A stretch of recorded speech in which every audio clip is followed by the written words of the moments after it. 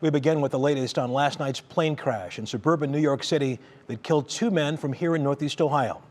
Benjamin Chafetz and Baruch Taub were flying back to Cleveland after attending a funeral when the FAA says the two radioed they were having engine problems. 30 minutes later, the plane crashed. It has been, of course, an emotional day for many, including the local Orthodox Jewish community, of which both men were prominent members. We have team coverage tonight. We begin with 3 News investigator Marissa Sines with what we're learning about the victims and the crash. A community in mourning after the sudden loss of Baruch, Taub, and Binyamin Chafetz, the two 55-year-olds, one single-engine plane, sights set for Cleveland Thursday night after a funeral. Online flight trackers show takeoff just before 5 p.m., maneuvering around a weather storm. 26 minutes later, a call for help to air traffic control. I am declaring an emergency. Our oil pressure is dropping. Oh, the engine is overriding right now. According to the tracker, in just 4 minutes, the plane fell over 4,000 feet near White Plains Airport in Westchester, New York. Mayday, mayday, mayday, mayday. I can't see a thing up here. Then a sudden silence. I don't have anything on the aircraft right now. And in losing them, that is the overarching story of today. Pictures online from a worldwide Jewish news outlet, Balaz, show debris of the small plane appeared to have collided with a tree. At first, we didn't know where the plane was. The search was both on land and water. Friday morning, officials saying location and weather posed major challenges in rescue and recovery efforts. We could not use the drones that we normally would put up in the air. They were ineffective in the rain. April and her staff were able to get the cell phone numbers of both the pilot and the passenger. We were able to then ping. That gave us a general idea of where the plane was.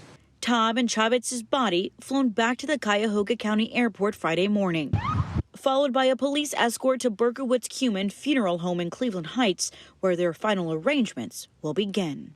Mr. Taub, Mr. Chafetz are gone. They leave a hole at the dinner table in their homes. They leave a hole in the life of their communities of faith.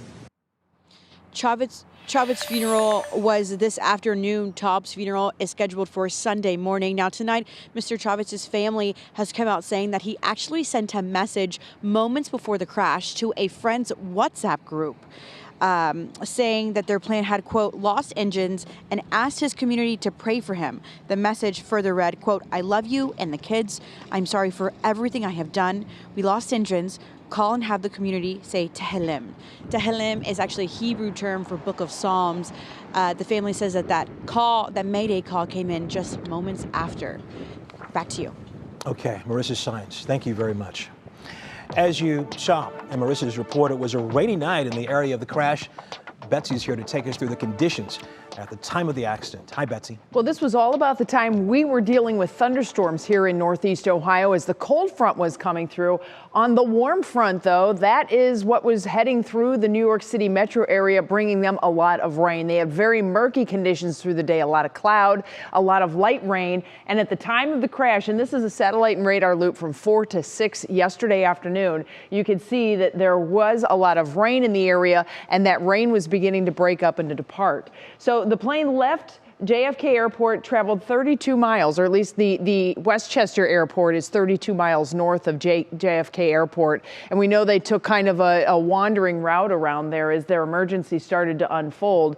That Westchester County Airport weather monitor had mist in the area with a temperature of 37 degrees. Visibility was at 2 miles. The most important things, though, are in this bottom box. This ceiling height, that is the bottom of the cloud cover, was only at 200 feet above ground level, and the sunset was at 4:58 p.m. So you have pilots in a very small plane with a lot of cloud cover, a lot of precipitation, and darkness that continued to descend. Russ? And as we said, the FAA is investigating, continues their investigation. All right, Betsy, thank you.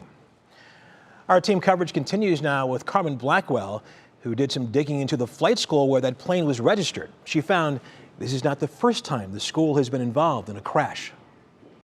We found that the aircraft is registered to Larry Dole and Aviation Incorporated. Larry also owns T&G Flying Club, Northeast Ohio's longest-running and largest flight school. In the past 9 years, T&G and its aircrafts have been involved in at least 3 separate crashes.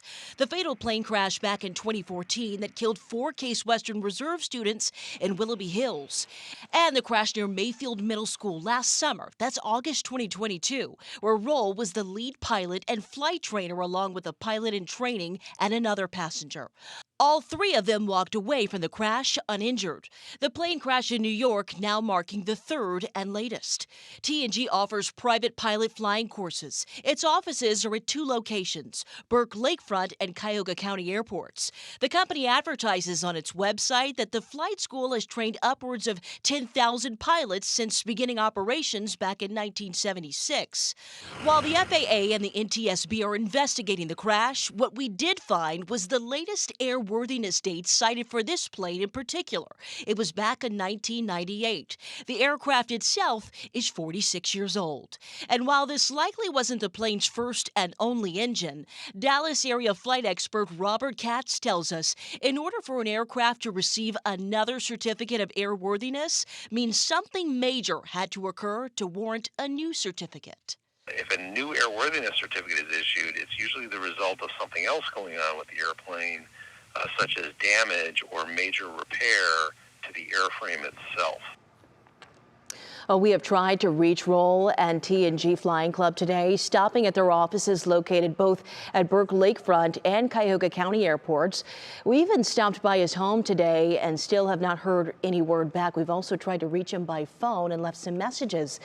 We reached him last night on his phone, and he told us at the time he wasn't even aware of the crash just yet. Russ. All right, Carmen, thank you so much.